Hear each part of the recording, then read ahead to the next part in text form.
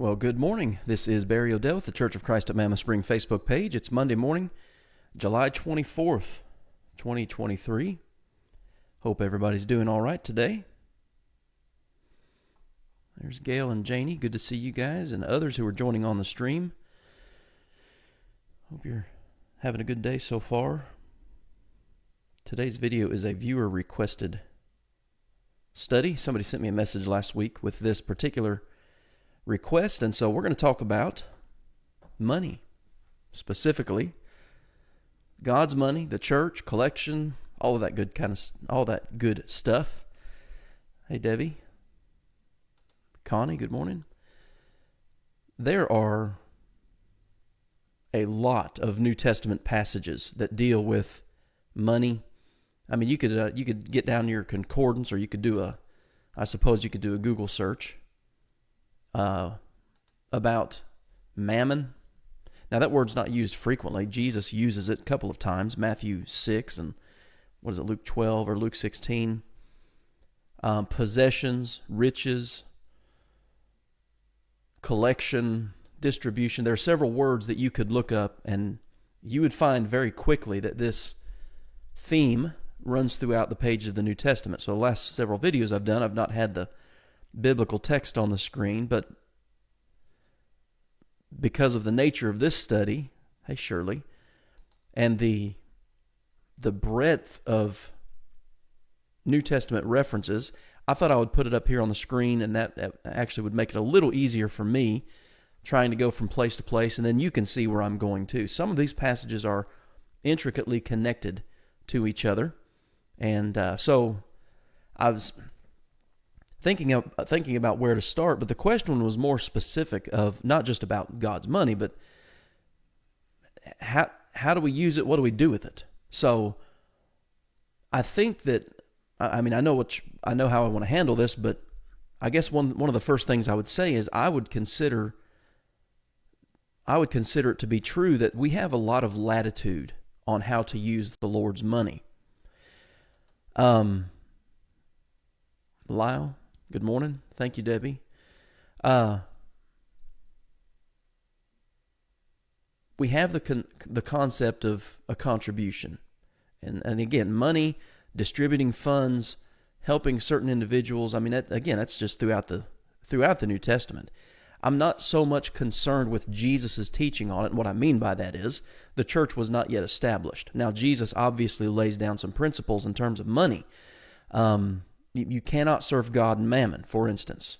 Mammon's just an old word for money. That's Matthew 6 and verse 24. Of course, I would say we typically think of passages in terms of Jesus' teaching like Luke chapter 12. Okay, the man with great possessions, and he had barns, but he wanted bigger barns. We're familiar with that, and that's not so specific on what to do. That's more in line with stewardship, being trustworthy, not being stingy. I guess that's a good word to use. Luke chapter 16 has a lot to say about money. Hey, Michelle. And more so of one's attitude towards money. And I suppose you've all heard the idea that it's 1 Timothy chapter 6, verse 10? Money is the root of all evil. Well, that's not even close to what that verse says. The love of money is the root of all kinds of evil. Money is not evil, okay? You can lay a stack of money somewhere, and it's never going to hurt anybody. It's not going to break any laws. It's not going to do anything wrong. It's just paper that governments have decided to place a certain amount of value on. It's the attitude behind it.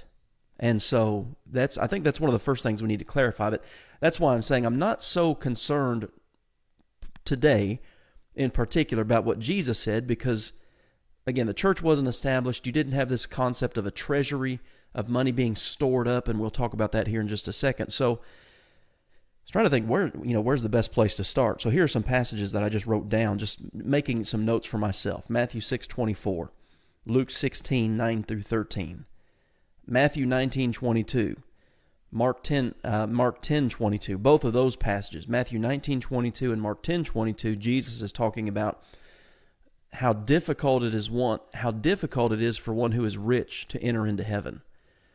And again, it's not because they are rich. but it's because they trust in their riches. That's the problem. All right.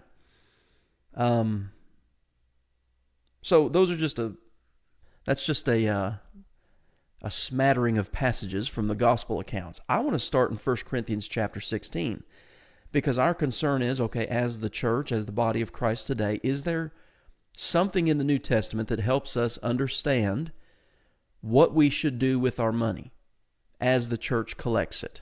I suppose if you've gone to church any length of time, you've seen a collection being taken up.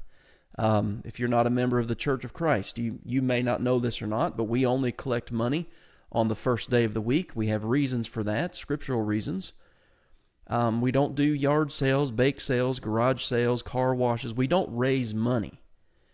That is not scriptural. Okay, the only scriptural method of getting money is to collect it from essentially the New Testament, a good way to put it would be a free will offering from members of the church.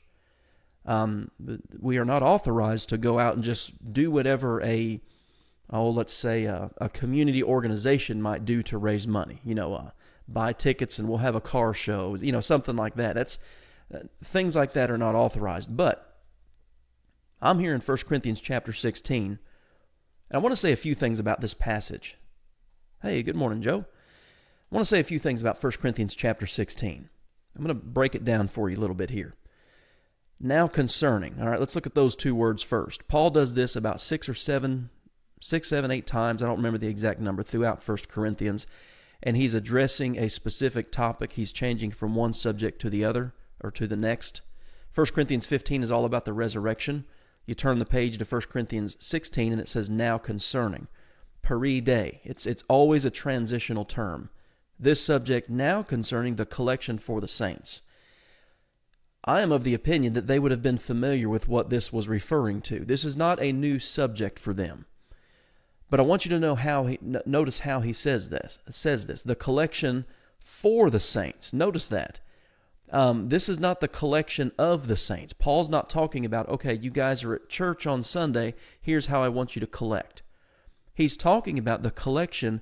The preposition here, the English word we see is for. The preposition there is eis, ace, and it's directional. The church at Corinth was taking up money for saints at another location. And I'll connect that. There are several other passages in the New Testament that actually talk about this. He gave order to the churches of Galatia, and he's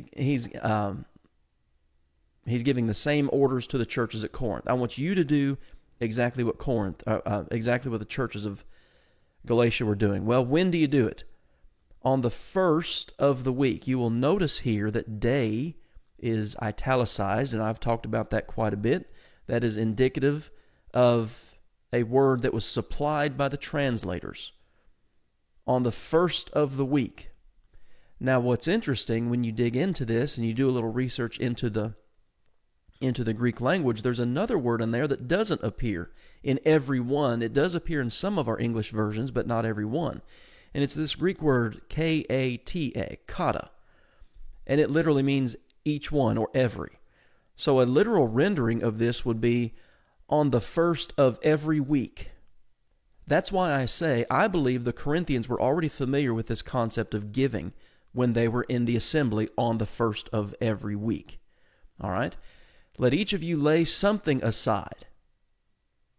Each of you. Okay, this is individual responsibility. Storing up. That's an interesting word, storing up. Because there are people, even within churches of Christ, there are folks who believe it is unscriptural to have a church treasury. You collect money and you should spend it all immediately. This word storing up, I wrote it down here. The Greek word is thesaurizo. All right? Thesaurizo. And it means to reserve, to put something to the side, to treasure something up. Well, how do you do this storing up? It's proportional, as you may prosper. Now, I know for me personally, I don't know about you guys. You can comment on this if you like. My wife and I have a set amount that we give every Sunday, and it comes off the top. It never goes down. Our contribution, personally, familially, it always goes up. We've never cut back on what we contribute to the church. But this little phrase here, as he may prosper, is in what's called the subjunctive mood in the Greek, and it's indicating possibility. It may be the case that there may be a week or two where you don't prosper as much as you did in the previous weeks. Well, however you've prospered, you still have the obligation to lay something aside. Maybe one week you prosper a little less than you did previously. Okay? Well then, you may have to give a little less. So giving, as I see it here in 1 Corinthians 16, 1 and 2, as Paul's talking to the church at Corinth, was proportional to their prosperity. And it may change from time to time. That's just, I mentioned what Gail and I do. That's just something that we have always done. We have a set amount, and it never goes down. It always comes up over time. Hey, Jonathan, good to see you. Yeah, he puts in here, on the first day of every week. All right, thank you. So what is that, the LSB version? I don't know what LSB stands for, Jonathan. Why don't you tell me that? Tell me what that stands for. So he puts this version in the comment section. On the first day, comments jumped. On the first day of every week, each one of you is to set something aside, saving whatever he has prospered, so that no collection be made when I come. All right, thank you for that. Got a question here on the Near Churches page. Off the top has great meaning. Can you explain that further? We make a certain amount of money. So, okay, Jackie, here's how I'll explain it the way we have done it. Me and my wife and I, how we have done it over the years. The Old Testament principle of giving was a tenth, okay, a tithe. A tithe meant a tenth. We have always gone above a tenth. Here's one thing you need to understand too. There's no set percentage of giving in the New Testament. It's always a free will offering. And we'll get to that in 2 Corinthians chapters 8 and 9. So there's this concept that, in fact, many churches teach today of tithing is not gospel. All right, that's law of Moses. Personally, I believe we should be giving more than 10% under the new covenant of Christ. We're under a better covenant that's established on better promises. That's Hebrews 8:6. Now, this is my opinion. Like I said, there's no set amount given in the New Testament. So we're sort of dealing in the realm of my personal opinion here. I think it should be above 10%. You know, compare what you give to the church, for instance, with what you use each month to eat out on, or what you use for sources of entertainment, like what it might be going out to eat, going to movies, your cell phone bill. You know, do some comparison, and maybe we can all do a little bit better. But that's the idea of off the top. It is a set-aside amount. It is never affected negatively. I guess that's what I mean by off the top. It's more than 10%, but it never goes to that, and it never goes lower. Hopefully that's a satisfactory explanation. Okay, so the LSB is the Legacy Standard Bible. Joe asks, so does this statement have more to do with church treasury or that of individuals setting aside? Yes. And Joe says, or both. I would say yes, but he's talking to the church, so I would say collectively, but each individual within the congregation has the responsibility to give. That's one thing we've tried to teach our kids too. We always, until they were of age, and I think our son needs to do a little better on this. We'll talk to him about that. But he started working a lot this summer and making money. But you give every Sunday. When you're able to get out and get a job, you need to start giving. And so that's something that we have passed on. Good night. I'm getting all kinds of comments. See, look, you start talking about money and people want to jump in. That's perfectly fine. I'm glad. Gail says, and this is my wife, Gail. Also, in terms of the Old Testament, they gave a tenth of everything, not just money. It ended up being much more than a tenth. Yeah, some people say that it typically added up to around 30% because you have the monetary contribution. I forget exactly, something in regard to a shekel. But anyway, all of the offerings, it was a lot more than than a tenth. So that's a good comment. Chris Emerson, hi Barry, new listener. I apologize if I'm getting ahead of you. Question, if this example and seemingly each New Testament example of church collection is for needy saints, what are your thoughts on using collected funds for non-saints? Good question, and I'm going to get to that. We'll see how far I get today, because that is a discussion that we need to have. So let me get back to, let me get back to more comments. They keep jumping. Okay, here we go. All right, I think I'm caught up on the comments. Yeah, Jackie says, thanks. I've always looked at it top as first priority as well. Yeah. All right. Hey, man, keep the comments and questions coming. So let me get back to 1 Corinthians chapter 16, and I'll address those comments as they come in. Thanks for all of those and for the questions. All right, so back to 1 Corinthians chapter 16. This specific collection is for the saints. So let's talk about that for just a minute. I believe personally, and I will pull this up on my screen here, I think there's plenty of evidence to back this up, and so that's why I believe it. I think this collection for the saints goes back to Acts chapter 11. And get down here, Acts 11, starting in verse 27. And in these days prophets came from Jerusalem to Antioch. Then one of them, named Agabus, stood up and showed by the Spirit that there was going to be a great famine throughout all the world, which also happened in the days of Claudius Caesar. And I've actually so I'm using this electronic Bible on the computer, but I've got my personal Bible over here. I'm looking at something here real quick. So Luke dates this prophecy here. Well, the question then, what about Claudius Caesar? Well, Claudius Caesar reigned from approximately AD 41 to 54. All right, so this is coming sometime in the future. So the disciples, each according to his ability. Now, I want you to notice that, Acts 11:29. Each according to his ability. That is the nature of New Testament giving. Again, it's a free will offering. It's proportional as you have prospered. There in 1 Corinthians chapter 16, God has not set a minimum or a maximum standard in terms of one's contribution. So each according to his ability determined to send relief to the brethren dwelling in Judea. This they also did, and sent it to the elders by the hands of Barnabas and Saul. And so, is there another passage that talks about that? Well, yes, there is. And I will pull up the book of Galatians here real quick, Galatians chapter 2. Galatians, one of the earliest of the New Testament documents.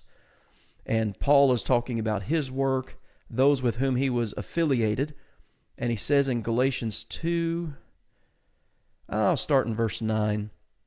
It says, when James, Cephas, that's another name for Peter, and John, who seemed to be pillars, perceived the grace that had been given to me. Okay, he's now an apostle. Verse 8 talks about his apostleship. They gave me and Barnabas the right hand of fellowship. Okay, so Acts 11:30, this money was sent to the elders by the hands of Barnabas and Saul. That's what we're reading about here in Galatians 2. All right? That we should go to the Gentiles and they to the circumcised. They desired only that we should remember the poor, the very thing which I also was eager to do. So you have the prophecy of Acts 11.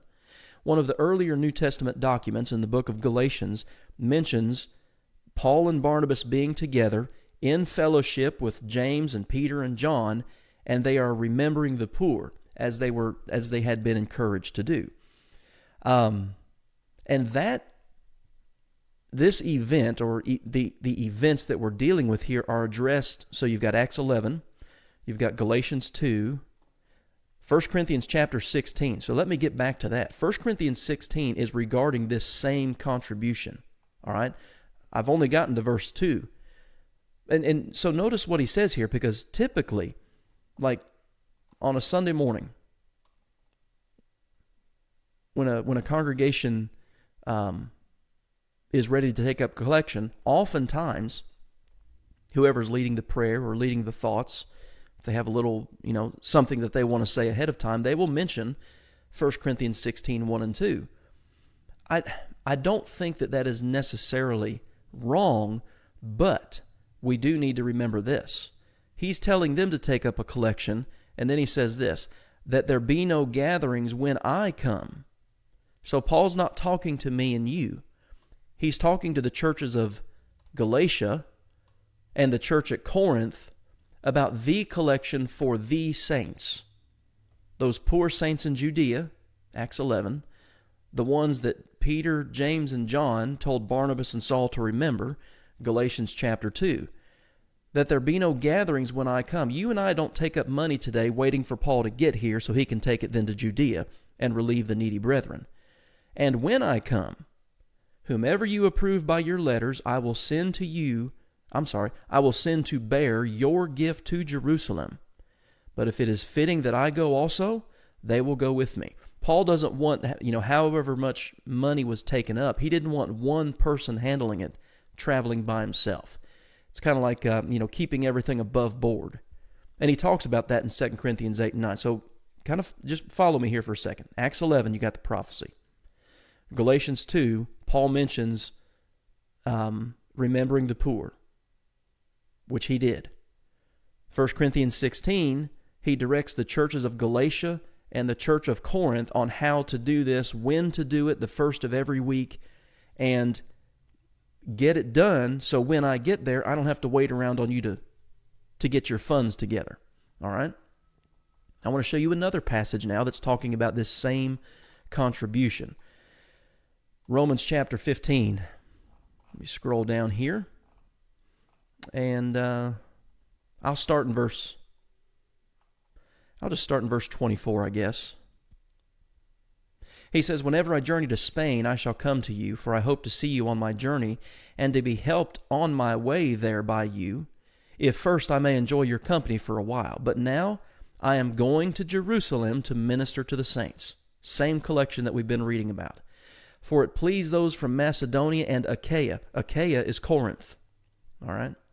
"To make a certain contribution for the poor among the saints who are in Jerusalem." You follow the thread now from all these passages.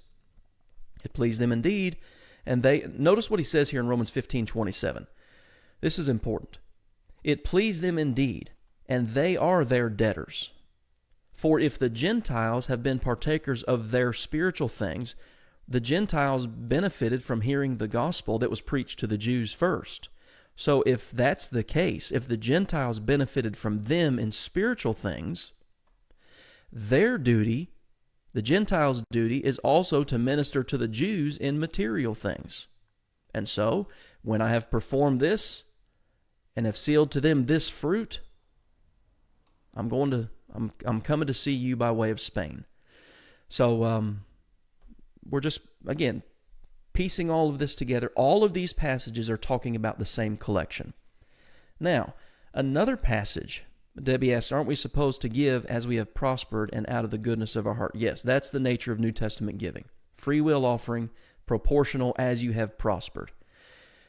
All right, 2 Corinthians chapters 8 and 9, they're about the same.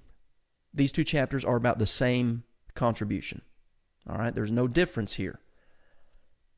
The second letter to Corinth was written about 2 years later. The second letter was written about a year later. And so he's talking about this. I'll just start in verse 4, 2 Corinthians 8:4. "Imploring us with much urgency that we should receive the gift," the gift is the contribution, "and the fellowship of the ministering to the saints." Okay?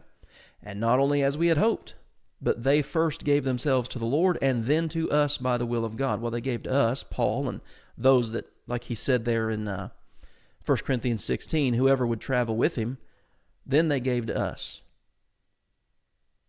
But notice what he says here. "So we urge Titus that as he had begun, so he would also complete this grace in you as well." This giving, this contribution that was being taken up is frequently, in 2 Corinthians chapter 8, not frequently, a few times in those two chapters referred to as a grace. It's a favor. "But as you abound in everything, in faith and speech and knowledge and diligence, and in your love for us, see that you abound in this grace." There it is again, in this grace also. So let me, I'm going to turn over there in my personal Bible so I can see some things here. make a lot of notes in the pages of my Bible.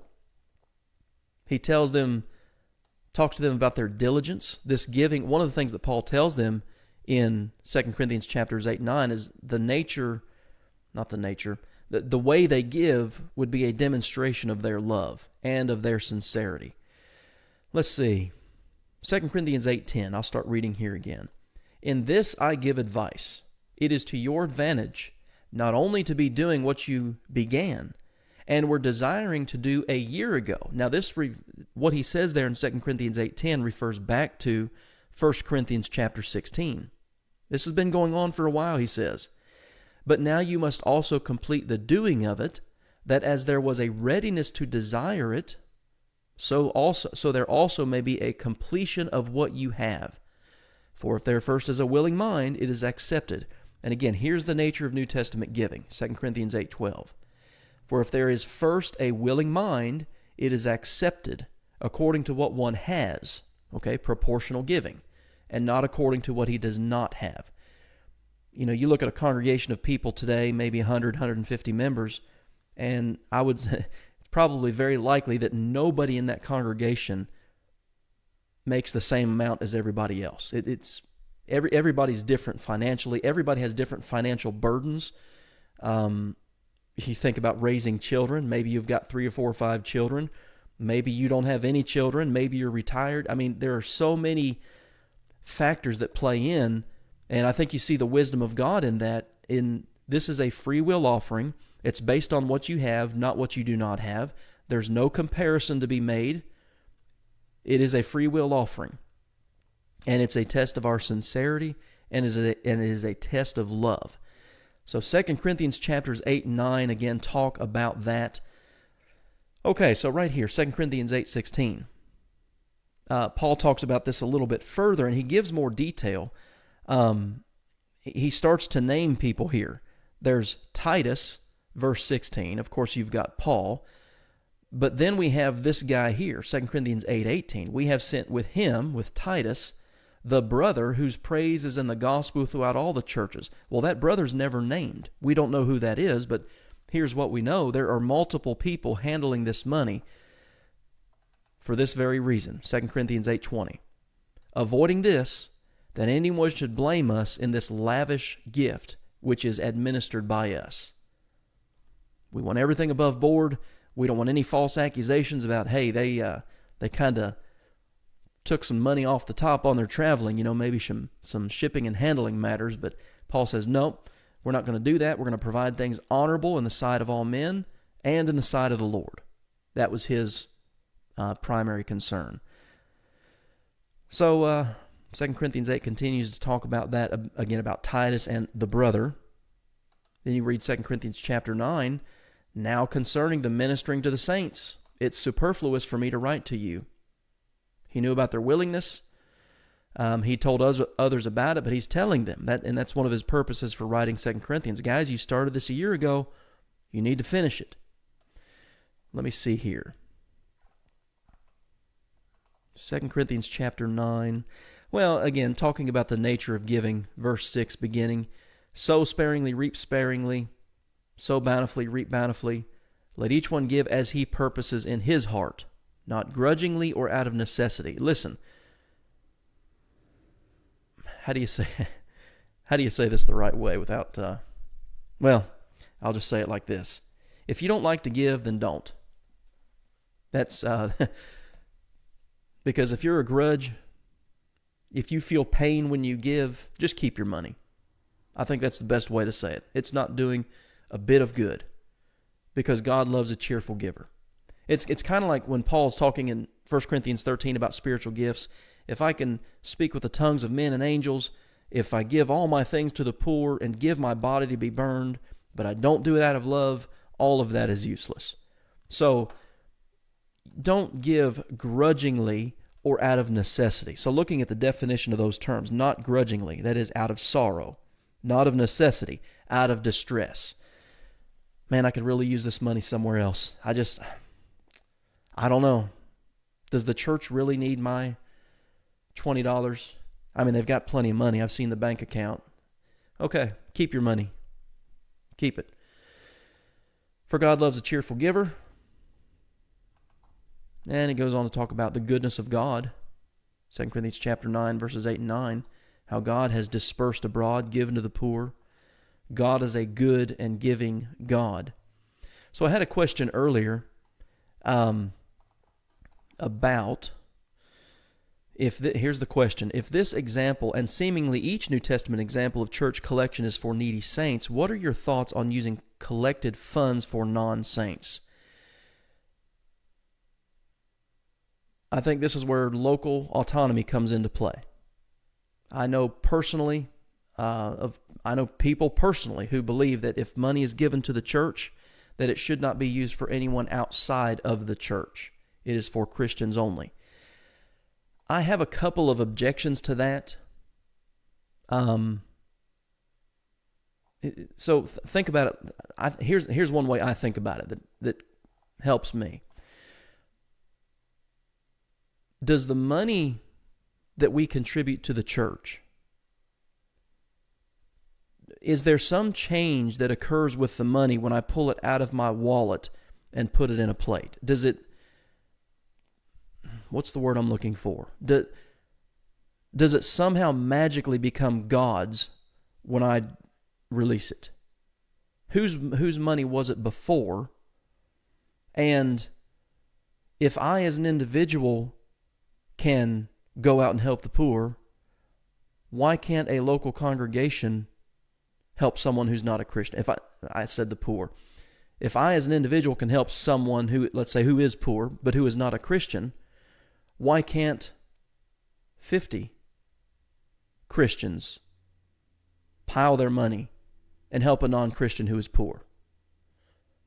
And listen, these passages that we've looked at, they all address the collection for the saints. I mean, I've laid that out very clearly.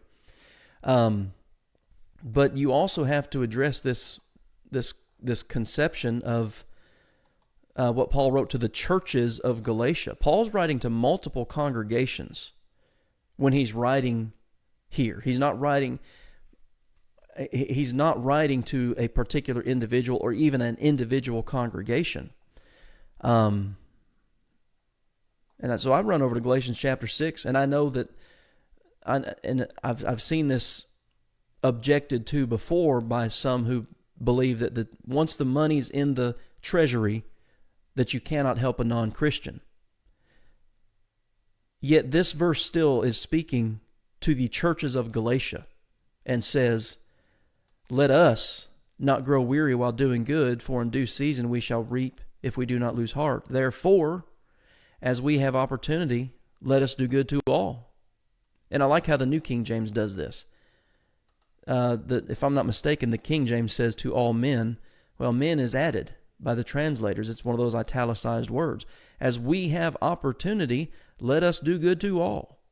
Now, he does say this too, especially to those who are of the household of faith. God's people take priority. And here's what happens, and I've had a lot of experience with this in 25 plus years of preaching. I'll be at the church building working, and it's always the preacher that gets these calls because, well, typically, he's the one who's at the building every day of the week. Hey, listen, we were driving through town, and we ran out of gas. Can you give us some money? I'll tell you guys, I struggle with that one. I have helped people both personally and have been given permission by elderships to say, okay, we can give you this certain amount of gas money to move on. But I don't... Should the church be... Here's a question. Should the church be burdened with someone who is not a Christian traveling through town, and for whatever reason, I can't judge people's motives, they don't have enough gas money? I'm beginning to say no. I'm speaking with myself here. I don't see the aim of benevolence in the New Testament, and we even see this in Jesus, modeled by Jesus, is to teach. And so often, these days in particular, people want money and well, I've been asked for money receive a phone call at the church building. Why don't you come in and talk with me? I'd like to meet you, sit down. Well, we're just passing through town. Or, well, I can't today. It's interesting. I've run into so many people over the years who are unemployed and who need money.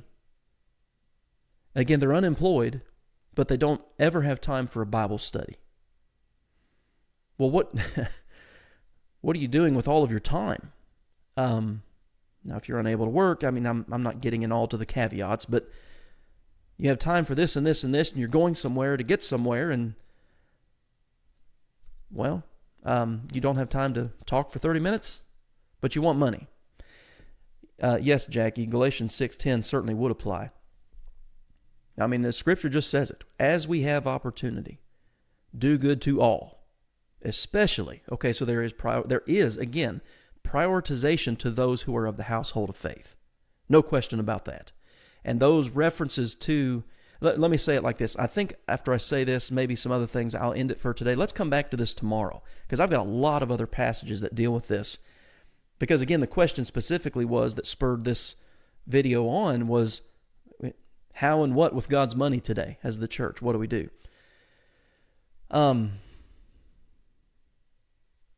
Prioritize the Lord's church. There's no question about that. And the passages we've looked at, think of them again. Acts 11, Galatians 2, Romans 15, 1 Corinthians 16, and 2 Corinthians 8 and 9.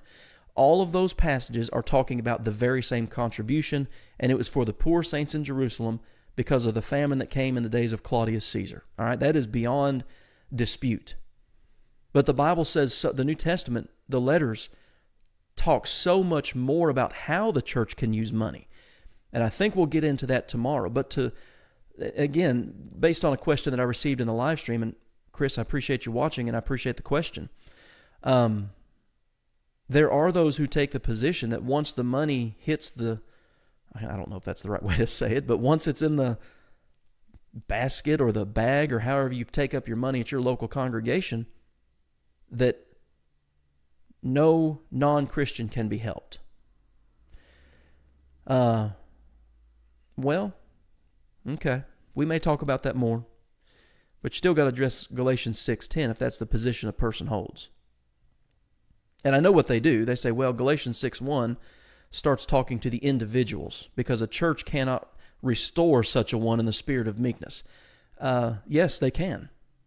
A congregation can absolutely restore someone. That's not limited to the individual any more than we've got someone in need and they need some groceries. That's a more, I guess I would say that's a more maybe verifiable and legitimate need than, hey, we're passing through town, we need some gas money. I had a guy here, came through Mammoth Spring 3 or 4 summers in a row. Last summer was the last time he did it. First time he came, hey, listen, I've got my family with me, and I could see him right out my office window here. We had some vehicle trouble. We're just trying to get home to Mississippi. And they had Mississippi tags. So I filled up his tank. They went on his way. Okay? He came back the very next year with the exact same story. And I said, hey, you were here last year with this same story. What happened? And it was the deer in the headlights. He couldn't. He swore he'd never been here before to ask for help. Well, he came a third year and asked the same thing. I said, well, that second year, I said, look, we can't help you because this is obviously some kind of ruse. I didn't use that word, but I'm not stupid, okay? I wasn't born yesterday, as we say. Somebody in the live stream mentions an orphanage. We're going to get to that, but not today. I've already been going for 40 minutes. Michelle says, we had an instance at our church once where someone came during a Sunday service and needed gas money, but they left their car running the entire time with the air on for the dog.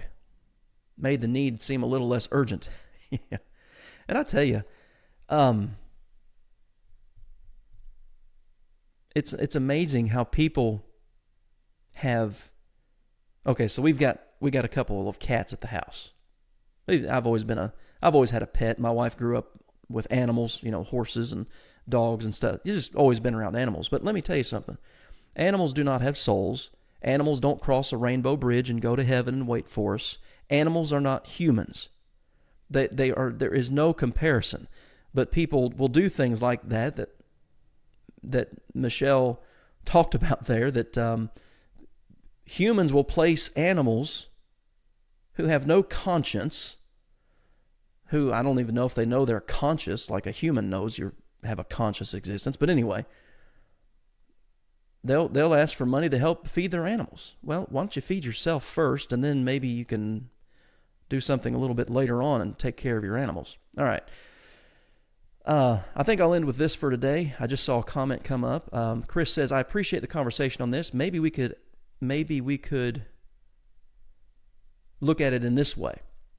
If we give on Sunday for the stated New Testament purpose of helping needy saints, to follow this example, then could we say it would be unauthorized to use it for non-saints? Note, not being argumentative, just inquiring. Yeah, that's perfectly fine. Well, again, we have to keep all of those passages within their context. What we're seeing there from Acts 11, Acts 11, Galatians 22, Romans 15, 1 Corinthians, that is one specific example of something that was going on in the first century. And I don't think we can limit what we do today with one specific thing that was actually only happening in Jerusalem. If we were to take it that literally, then we would need to find Christians in Jerusalem and have Paul come pick up our money. So there are other passages that address this. And again, I'm 100% with the idea here that we looked at in Galatians 6 and verse 10. Let us do good to all, and especially to the household of faith. The Christians take priority, no question about that. But I have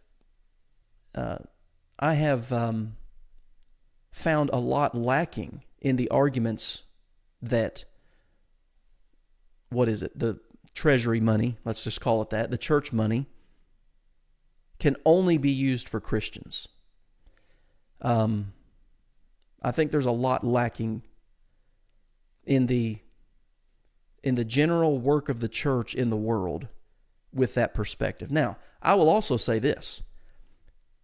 I think this is where church autonomy comes in. If a congregation decides that's how we're going to function, and we are not collectively going to help non-Christians out of our treasury with food or anything, then that's up to that individual congregation. I'm not going to go to that congregation and try to convince them, hey, you're sinning and you need to stop doing that. And I think that's part of the wisdom of God in establishing the church, organizing the church the way He did. So I don't take any of your questions or comments as argumentative. I appreciate them.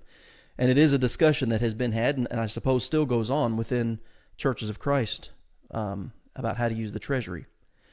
Deborah says if it takes a few bucks to reach a lost soul, then that's what we need to do.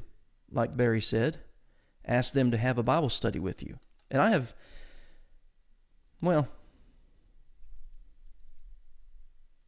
let's stop there for today. I've had a lot of experience with this over the years. It can get interesting. I'll say it that way. Jackie says good stewardship plays a part. That's Luke 16. I tell you what, if you want to read a good chapter on stewardship, being entrusted with something that is somebody else's, Luke 16 is your chapter to read. We have to be wise in distribution, absolutely. Deborah says try to get involved with him in some way. And that's the thing too. You don't just write a blank check and, hey, here's $20. Hope to never see you again. That's certainly not how it should be done. But to just hand out money with no... Jesus fed people, and He taught people. I think there's a model there for God's people to follow. Try to get involved with them in some way. And if they don't want to, then shake the dust off your shoes. I think there's some wisdom in that. All right, guys, let's stop for today. Let's come back to this tomorrow, though. 11 o'clock, we'll kind of pick up post 2 Corinthians chapters 8 and 9, because, again, all of those verses that we looked at today, they're all talking about the same specific need that was in Jerusalem that Paul was going to go around and pick up and then go and distribute to the churches to the saints in Judea or Jerusalem. Jesus also turned people away because all they wanted was the food and not the message. Yeah, read John chapter 6. He fed the 5,000, and He knew the only reason they were following Him was because they ate the bread. And many of them turned away and followed him no more. And what I don't see him doing there is apologizing and saying, okay, come back, I'll give you bread. He let him go, and then he turned to those closest to him and said, are you going to leave too? That's like an ultimatum there. You can go with them. So, all right, guys, I really appreciate you being in here today. I appreciate all the questions and comments, interaction. Let's pick this up tomorrow at 11 o'clock, and we'll look at a bunch of other passages to that address this particular subject. So thanks for being here today, and I hope to see you back here tomorrow at 11 o'clock.